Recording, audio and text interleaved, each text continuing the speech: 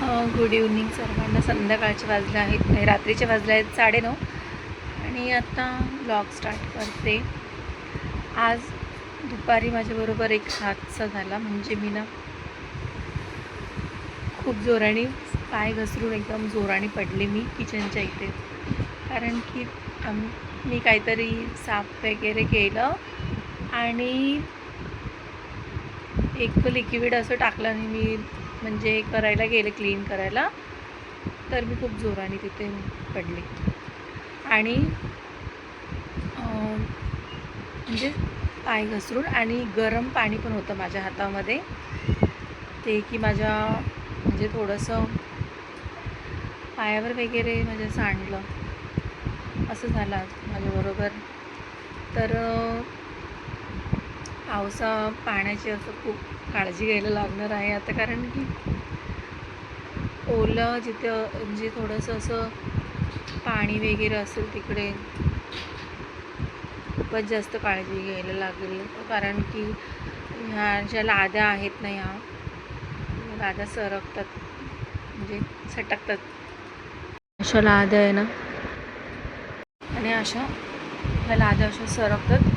त्यामुळे मी मागच्या वेळी पण मी ना काहीतरी असं लिक्विडच टाकलेलं लादी पुसायचं, तर तेव्हा पण मी खूप जोराने पडलेले. म्हणजे दोनदा माझ्याबरोबर असं झालं आहे आणि नशीब की काही जास्त लागलं नाही. नाहीतर आज काय माझं खरं होतं. पण हा मला त्रास होतो आहे खूप. आज दुखते माझ्याबरोबर, माहीत नाही का असं होतं आहे. आजकाल खूप जास्त पडती लागते, काय ना काय होतं आहे. तब्येत खराब आहे खूप.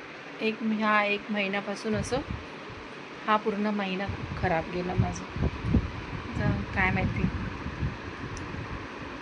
ऑगस्ट 8 खराब महिना गेला ना हा. पूर्ण लागणं, पडणं, झडणं आणि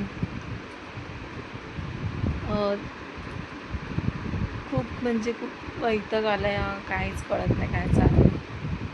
तर असं कामाच्या घाई गडबडीमध्ये असं काळजी घ्यायला लागणार आहे आता, आणि सर्वांनीच घेतली पाहिजे. नाहीतर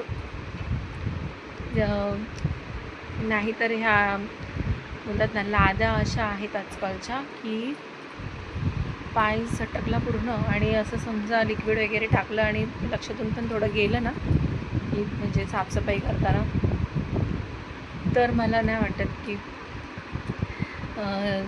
म्हणजे लागल्याशिवाय राहील. आणि जर छोटे मुलं असतील तर खूपच काळजी घ्यायला लागेल. त्यामुळे मी असं माझा आजचा दिवस गेला. आजचा दिवस खूप खराब गेला माझा. पडले मी खूप जोराने. आधीच माझी तब्येत ठीक नव्हती आणि त्याच्यामध्ये मी पडली आहे जोराने. तर तुम्ही पण काळजी घ्या. जर तुम्ही लादी वगैरे असं पुसत असाल आणि लिक्विड टाकून पटापट घाईघाईत पुसायच्या, म्हणजे पटकन काम होईल याच्याने. जर पटकन असं काही हे केलं की पाय स्लिप झाला तर मग खूप लागू शकतो जोराने पायाला. म्हणजे की आज मी पडली आहे, कमरेवरच पडली आहे आणि जोराने लागलं आहे मला. आणि घरी कोण म्हणजे जास्त लागलं असतं तर मग भारी पडलं असतं. कारण की काय बोलतात, जो असा सरकून एकदम जोराने पडल्यावर जो मार लागतो तो खूप जास्त बेकार लागतो. तर मी आता बनवली आहे डाळ भातच आज फक्त, बस. इतकं काही आज काम नाही आहे. तर थोडं बोले साफसफाई वगैरे आज करेल. या हेतूने मी ते लिक्विड वगैरे असं सर्व आपण क्लीन करतो त्या ह्याच्याने करतो. तर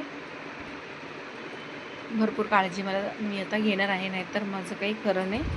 कारण गरम पाणी जे माझ्यावर असं जर जास्त गरम असतं आणि जर गरम पाणी माझ्यावर पडलं असतं जोराने तर काहीही खरं नसतं.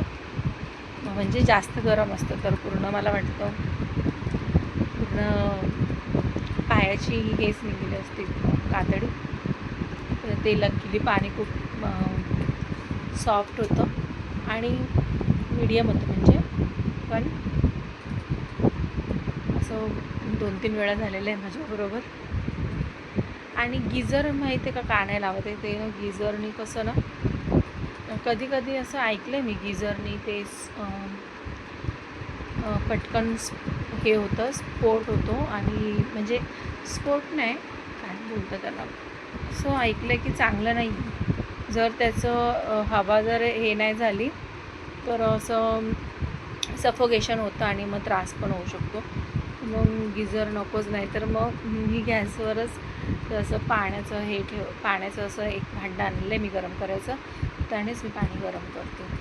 आणि आता पाऊस आणि थंडीमध्ये तर गरम पाणी लागतंच आंघोळीसाठी. पण असं म्हणजे काय बोलतात कधी काय होईल सांगता येत नाही. आज मनात पण नव्हतं की मी पडेन आज. तर